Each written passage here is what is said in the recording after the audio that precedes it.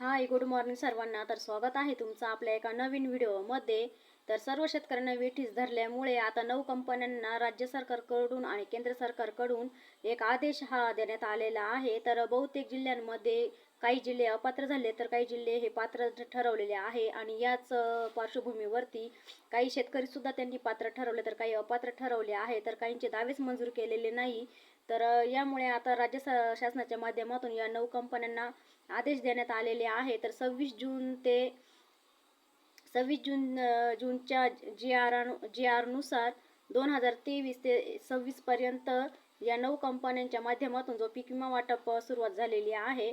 तर ती सुरुवात अद्यापही त्यांच्याकडून 1 रुपया सुद्धा पीक विमा वाटप झालेला नाही. त्यामुळे त्यांना आता जे आदेश दिलेले आहे, तर काय आहे सविस्तर अपडेट जाणून घेऊया आजच्या व्हिडिओच्या माध्यमातून. त्यापूर्वी तुम्ही चॅनलवर नवीन असाल तर असेच नवनवीन व्हिडिओ बघण्यासाठी आपल्या चॅनलला सबस्क्राईब करा आणि व्हिडिओ पूर्ण बघा. तर शेतकरी मित्रांनो, राज्यातील खरीप हंगाम 2023 मध्ये निर्माण झालेल्या दुष्काळ सदृश परिस्थितीच्यामुळे शेतकऱ्यांना मोठ्या प्रमाणावरती नुकसान झालेले आहे. आणि याच पार्श्वभूमीवरती आता पीक विमा कंपनीच्या माध्यमातून मंजूर करण्यात आलेल्या पीक विम्यापैकी पीक विम्याचं वितरण हे अद्यापही झालेलं नाही. म्हणजे 25% सुद्धा पीक विम्याचं वितरण हे झालेलं नाही. आणि राज्य सरकारकडून 100% पीक विम्याचं वाटप करण्याचे आदेश हे निघालेले आहे. परंतु अद्यापही 25% सुद्धा पीक विमा हा वाटप झालेला नाही. तर त्या पीक विमा कंपनीच्या माध्यमातून शेतकऱ्यांना मंजूर झालेला 800 कोटी रुपयांचा पेक्षा जास्त पीक विमा हा थकीत करण्यात आलेला आहे. तो वितरित करण्यात आलेला नाही. आणि त्याचमुळे शेतकऱ्यांच्या मनामध्ये आता संतापाची लाट उसळत आहे. आणि त्याचबरोबर राज्यात आता चालू असलेल्या आचारसंहिता, परंतु आचारसंहितेचा आणि पीक विम्याचा कुठलाही संबंध नाही. आचारसंहिता जरी असला तरी पीक विमा हा सर्व शेतकऱ्यांच्या खात्यावरती जमा होणार आहे. आणि याचमध्ये सुद्धा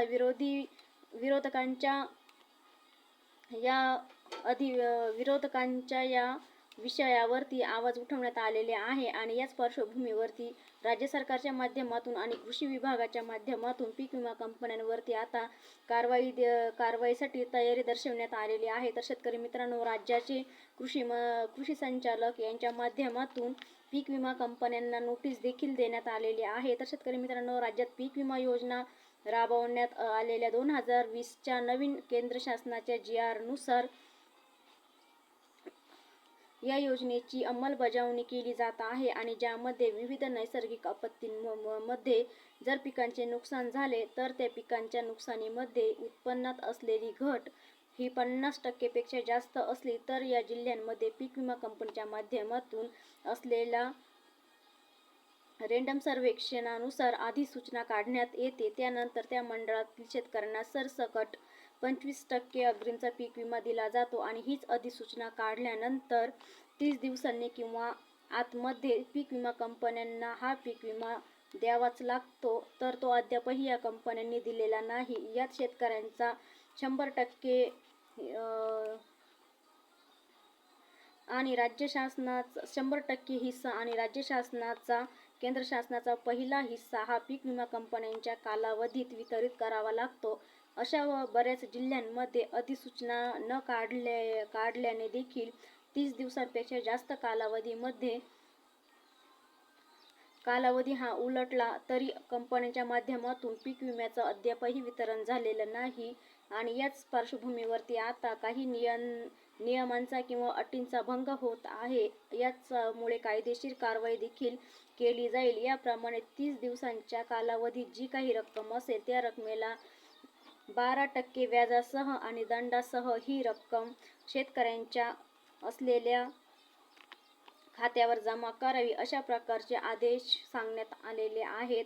आतापर्यंत बऱ्याच बैठका आणि आदेश देखील काढण्यात आलेले आहे. तर शेतकरी मित्रांनो, एकंदरीतपणे जर आपण बघितलं तर शेतकऱ्यांचा 23 लाखापेक्षा जास्त शेतकऱ्यांचे अर्ज आतापर्यंत पीक विमा कंपनीने मंजूरच केलेले नाही. अशा अग्रिम मंजुरी झालेले 23 लाख शेतकऱ्यांची पीक विम्याची वाटप पाहत आहे. आणि ज्यासाठी साधारणपणे 16,019 कोटी रुपयांचा वाटप करणं पीक विमा कंपनीच्या माध्यमातून अपेक्षित आहे. यात आपण जर पाहिलं तर नांदेड जिल्ह्यातील 131 कोटी रुपयाची रक्कम मंजूर करण्यात आलेली आहे, परंतु 1 रुपया देखील वाटप करण्यात आलेली नाही. त्यानंतर वाशिम जिल्ह्यासाठी 80 कोटीपेक्षा जास्त मंजुरी ही देण्यात आलेली आहे, परंतु या जिल्ह्यातही 1 रुपया सुद्धा पीक विमा हा वाटप झालेला नाही.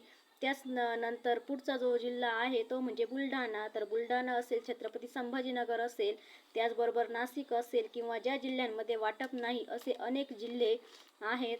आता सोलापूर, धाराशिवमध्ये सुद्धा वाटप झालेले आहे, परंतु एका गावामध्ये फक्त 10 शेतकरी हे पात्र करण्यात आलेले आहे, तर 50 शेतकरी हे वेठीस ठेवण्यात आलेले आहेत. एका तालुक्यांमध्ये काही मंडळे देखील याच्यामध्ये पात्र आहे, तर काही अपात्र ठरवण्यात आलेली आहे आणि त्याचमुळे आता शेतकऱ्यांमध्ये मोठ्या प्रमाणावरती रोष हा निर्माण झालेला आहे आणि कृषी विभागाच्या माध्यमातून सुद्धा यांचे रोजच्या रोज उत्तरे द्यावी लागत आहे. त्यामुळे कृषी विभागाच्या माध्यमातून आता एक पत्र देऊन जे शेतकरी थकीत आहे त्यांना लवकरात लवकर पीक विम्याचं वाटप करावं असं आदेश सुद्धा कंपन्यांना दिलेले आहेत. आपण यापूर्वी देखील पाहिलं होतं की फळ पिकांमध्ये केळीचे असलेले अर्ज यात जळगाव जिल्ह्यातील मोठ्या प्रमाणावर अर्ज बाद करण्यात आले होते, ज्यामध्ये ई पीक पाहणी करून नावावरचे क्षेत्र पीक विमा नावावर क्षेत्र नसणं किंवा असणं त्यापेक्षा जास्त सांगणं किंवा लागवडी नसतानाही पीक विमा काढणं आणि याचसाठी 11,000पेक्षा जास्त अर्ज हे बाद करण्यात आलेले आहे. म्हणजेच आपल्या शेतीचं नुकसान सुद्धा झालेलं नाही किंवा आपल्या शेतीमध्ये पिकं सुद्धा काढलेली नाही, परंतु अशा शेतकऱ्यांनी सुद्धा पीक विमा काढलेला आहे आणि त्याचमुळे आता इतर शेतकऱ्यांना त्याची अडचण होत आहे. त्याच्यामुळे बहुतेक अर्ज हे बाद झालेले आहे. त्यानंतर पंचनामे करून त्यानंतर ज्या शेतकऱ्यांचा एक्स्ट्रा पीक विमा भरला आहे त्यांचे अर्ज सुद्धा बाद करण्यात आलेले आहे आणि याच मंजुरी करण्यासाठी कृषी विभागाच्या माध्यमातून निराशा देखील व्यक्त करण्यात आलेल्या होत्या. त्यात लागवडी देखील क्षेत्र अंतिम धरण्यात येतील आणि त्यांचाच पीक विमा सर्व शेतकऱ्यांना देण्यात येईल. या सर्व बैठकांचा आढावा घेतल्यानंतर असे दिसून येते की येत्या 2 दिवसांमध्ये सर्व शेतकऱ्यांच्या खात्यावरती हा 100% उर्वरित जो पीक विमा आहे तो जमा केला जाणार आहे. तर शेतकरी मित्रांनो, कशी वाटली आजची अपडेट कमेंटमध्ये नक्की सांगा. व्हिडिओ आवडल्यास लाईक, शेअर करा आणि चॅनलला सबस्क्राईब करा. पुन्हा भेटू एका नवीन व्हिडिओमध्ये. तोपर्यंत धन्यवाद.